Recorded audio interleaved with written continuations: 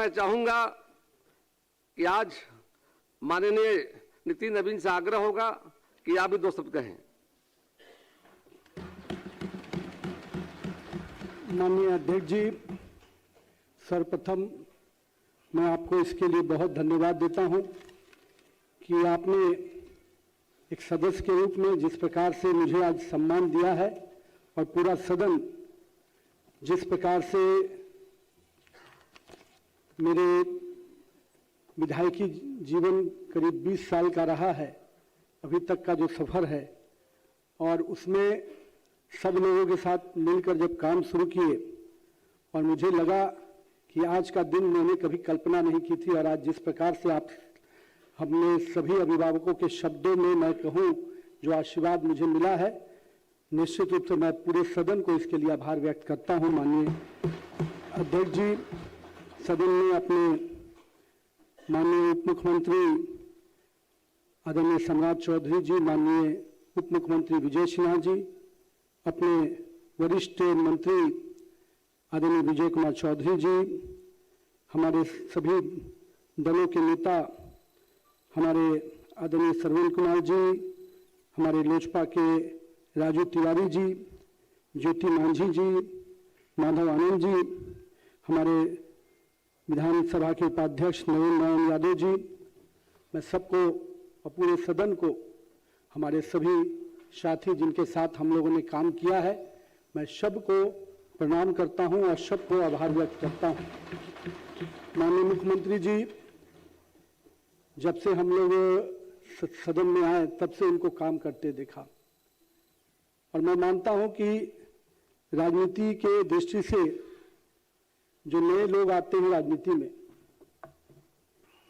जहां एक और अपनी पार्टी के विचारों से हम लोग आते हैं और वहीं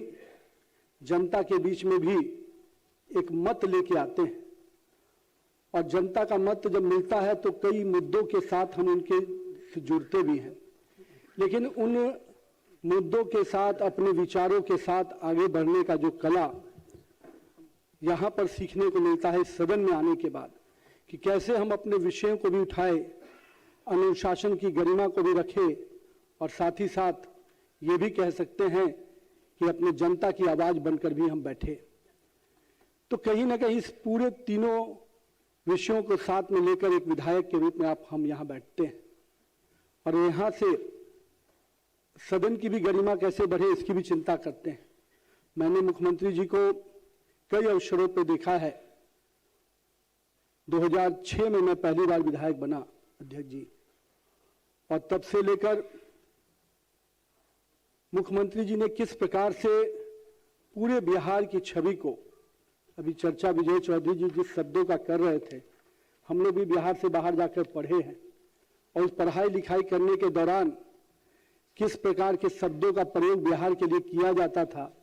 2005 के पहले का कालखंड मैं इस सदन में सत्ता और विपक्ष के रूप में नहीं है कि उस छात्र के रूप में बता रहा हूं जो हम लोग भी पढ़ते थे तो जब,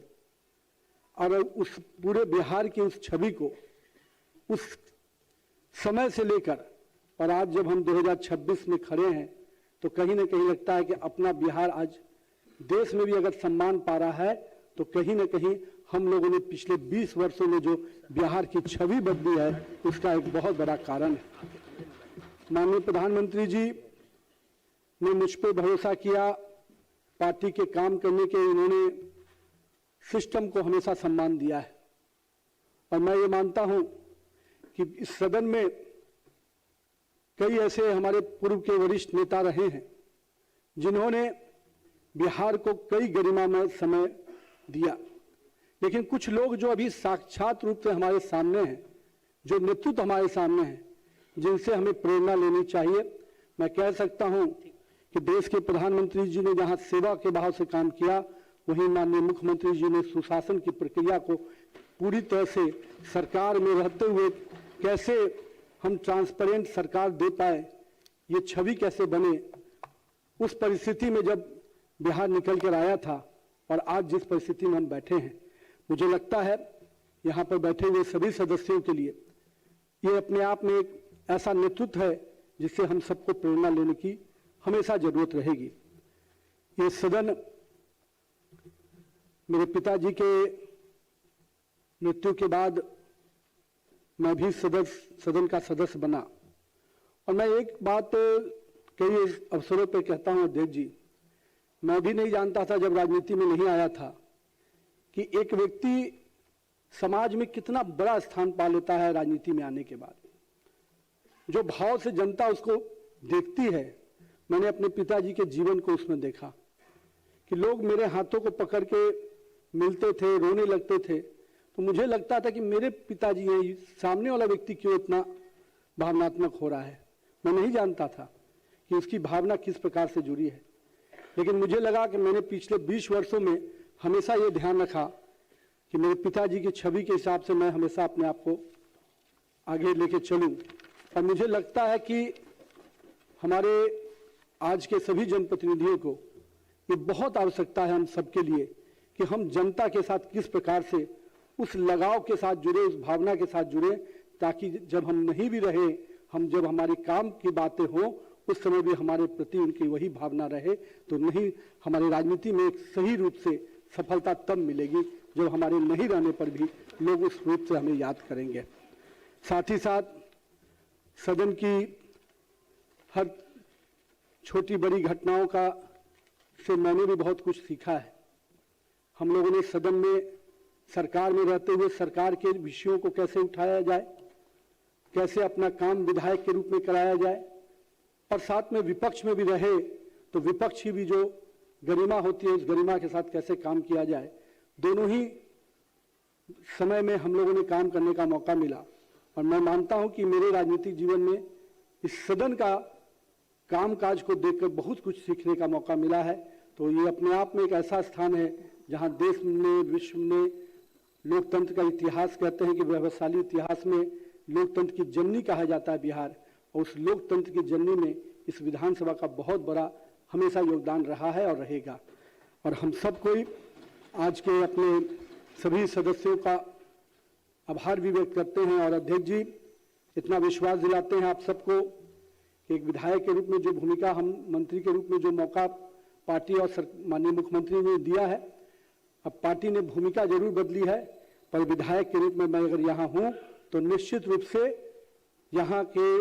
राज्य के विकास में जो भी मेरी भूमिका हो पाएगी, दोनों ही हमारे एनडीए दलों के लोग जो भी मुझसे उम्मीद करेंगे, मैं निश्चित रूप से बिहार के विकास में माननीय प्रधानमंत्री जी ने जो सपना देखा है 2047 के विकसित भारत का, और माननीय मुख्यमंत्री जी जिस दिशा में बिहार को निरंतर आगे लेकर आगे बढ़ रहे हैं, हम लोग भी उस भूमिका में उन दोनों के नेतृत्व में पूरी ताकत से बिहार को विकास में पथ पे और तेजी से आगे लेने में पूरी अपनी योगदान देंगे। साथ ही साथ मैं अपने सभी साथियों से आग्रह करूंगा कि आप सब मिलकर, हम बिहार की वो टीम है, सत्ता और विपक्ष में कोई भी लोग बैठे, पर बिहार की छवि अगर बड़ी होती है तो उसका सम्मान सबको मिलता है। आज मैं जब देश के में दूसरे राज्यों में जाता हूं, लोग बहुत हमें उस रूप में नहीं जानते, लेकिन बिहार के नाम पर जब लोग मिलने आते हैं और जिस भाव से मिलने आते हैं, वो लगता है कि आज बिहार के लोगों को एक जुड़ाव का एक केंद्र मिल गया है। तो मैं पूरा प्रयास करूंगा कि जो सम्मान आपने दिया है, जो सम्मान पार्टी ने दिया है, उससे बिहार में देश भर में रह रहे सभी बिहार के लोगों को मैं जोड़कर निश्चित रूप से बिहार एक गर्व का विषय बने, बिहार एक सम्मान का विषय बने, और हम अपने पुराने गौरवशाली इतिहास को पुनः वापस लाने की दिशा में जिस प्रकार से माननीय मुख्यमंत्री जी के नेतृत्व में हम लोग काम कर रहे हैं, निश्चित रूप से 2047 में भारत भी विकसित होगा, बिहार भी विकसित होगा और बिहार अपना पुराना गौरव भी वापस लेके आएगा। बहुत बहुत धन्यवाद।